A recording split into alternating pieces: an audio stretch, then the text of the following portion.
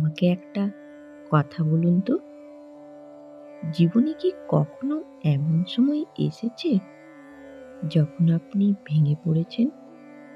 যখন মনে হয়েছে এত সমস্যা কেন? এত কষ্ট কেন? সব দরজা যেন বন্ধ হয়ে গেল। কিন্তু কেন? অনেকে বলেন ঈশ্বর দূরে চলে গেছেন। কিন্তু ঠাকুর শ্রী রামকৃষ্ণদেব বলেন, যখন জীবনে বড় কৃপা আসতে থাকে তার আগে পরীক্ষা আসে। আজকের ভিডিওতে আমরা জানব ঠাকুরের উপদেশ অনুযায়ী জীবনে বড় আশীর্বাদের আগে যে 7টি পরীক্ষা আসে। তাহলে চলুন শুরু করি। প্রথমে আমরা জেনে নেব পরীক্ষা কেন আসে। ঠাকুর শ্রী রামকৃষ্ণদেব বলেছিলেন, ঈশ্বরের কৃপা পেতে হলে হৃদয় শুদ্ধ করতে হয়, আর শুদ্ধি ছাড়া কেউ তাকে পায় না।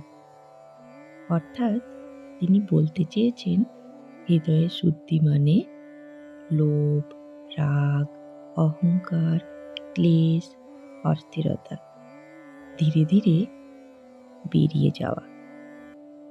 এই শুদ্ধির প্রক্রিয়াই হচ্ছে পরীক্ষা।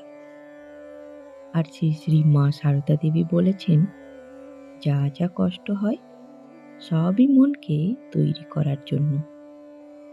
অর্থাৎ কষ্ট মানে ঈশ্বরের দূরত্ব নয়, বরং তার পরিকল্পনা। শ্রী শ্রী ঠাকুর রামকৃষ্ণদেব বলতেন, দুঃখকে না মানলে সুখ পাওয়া যায় না। অর্থাৎ জীবনের বড় আশীর্বাদ হোক তা আধ্যাত্মিক জাগরণ কিংবা জীবনে সত্যিকারের উন্নতির পথ, এসব আসার আগে টান, চাপ, ভাঙন, লড়াই এইসব জীবনে পরীক্ষা হিসেবে আসে। এগুলো শাস্তি নয়, এগুলো পরিশোধন। তাহলে চলুন এবারে শুরু করি প্রথম পরীক্ষা, নীরবতা ও নিঃসঙ্গতার পরীক্ষা। শ্রী শ্রী ঠাকুর রামকৃষ্ণদেব বলতেন, ঈশ্বরকে পাওয়ার আগে মন একলা হয়ে যায়, সব কিছু যেন ভালো লাগে না। অনেকেই ভাবেন বন্ধুরা চলে যাচ্ছে, কেউ বুঝছে না, কারোর সঙ্গে মন মিলছে না, এ যেন অভিশাপ।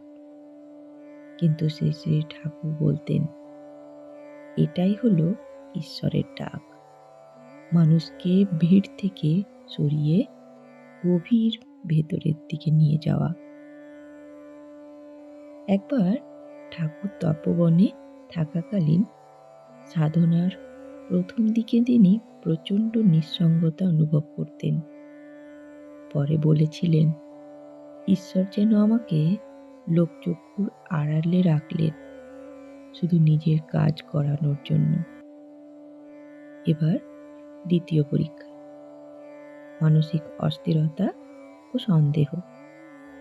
শ্রী শ্রী ঠাকুর বলতেন, যখন জ্ঞান আসতে থাকে তখন মন দোল খায়, শঙ্কা আসে, সন্দেহ আসে।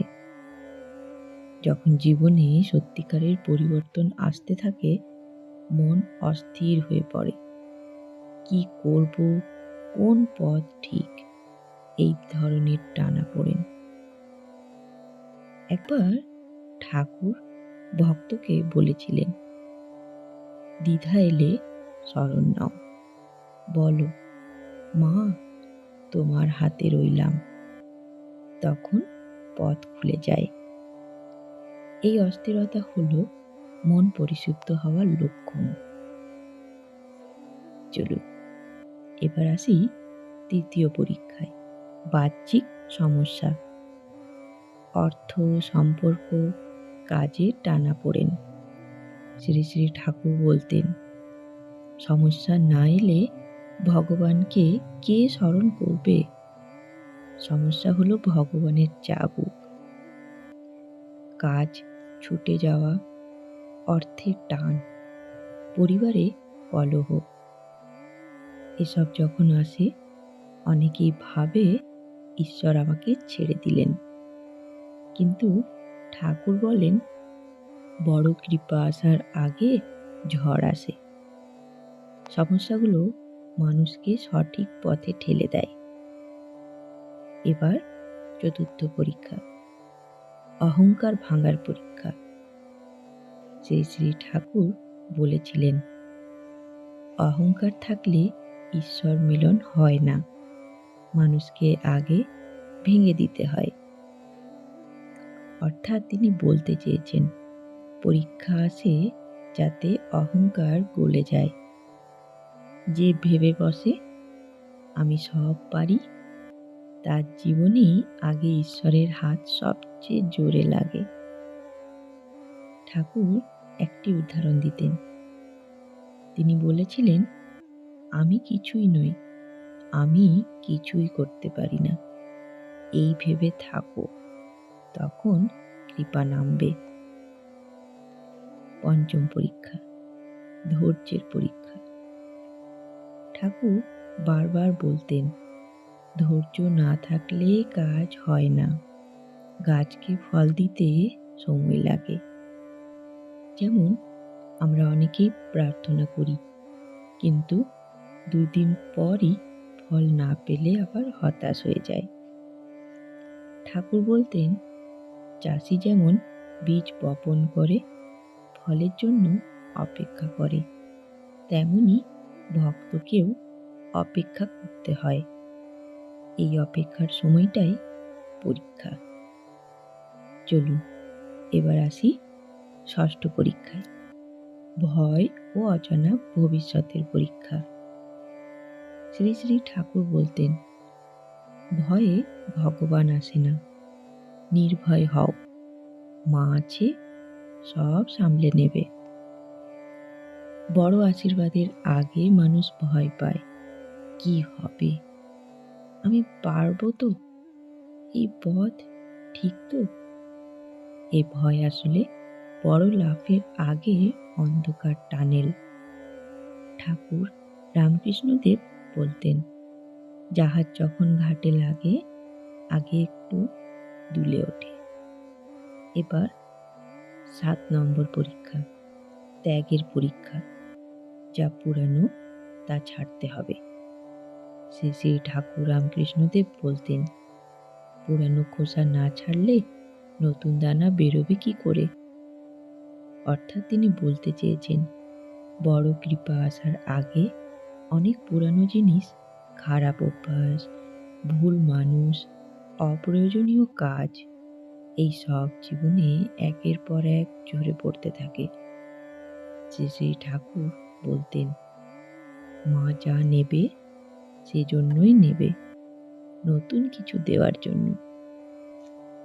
চলুন এবার আমরা জানব এই সব পরীক্ষা শেষে কি হয়, ঠাকুর কি বলেছেন। শ্রী শ্রী ঠাকুর বলেছিলেন, সন্দেহ চলে যায়, মন স্থির হয়, আনন্দ আসে, তখন বুঝবে মা পথ খুলে দিয়েছেন। আশীর্বাদ সবসময় টাকা পয়সা নয়। হঠাৎ দেখবেন রোগ সেরে গেছে, হঠাৎ সুযোগ পাওয়া গেছে, হঠাৎ মন শান্ত হয়ে গেছে, হঠাৎ সম্পর্ক সব ঠিক হয়ে গেছে। এই পরিবর্তনগুলি ঈশ্বরের কৃপা। এবার ভিডিওটি শেষ করার আগে আপনাদের কাছে আমার একটা প্রশ্ন, আপনার জীবনের এই 7টির মধ্যে কোন পরীক্ষাটি এখন চলছে? আপনি কি মনে করেন এটা বড় আশীর্বাদের আগের কোনো ইশারা? কমেন্টে আমাকে জানাতে ভুলবেন না, অপেক্ষায় থাকবো। সবশেষে ঠাকুরের একটাই কথা, যে ধৈর্য ধরে সেই পায়। যা কিছু আপনি আজ সহ্য করছেন সবই আপনার আসন্ন আশীর্বাদের প্রস্তুতি। কোনো কষ্টই বৃথা যায় না, আর কোনো পরীক্ষা কখনো শাস্তি নয়। এটা শুধু ঈশ্বরের চোখে আপনাকে আরও উজ্জ্বল করে তোলার উপায়। ধন্যবাদ। জয় ঠাকুর, জয় মা, জয় স্বামীজি।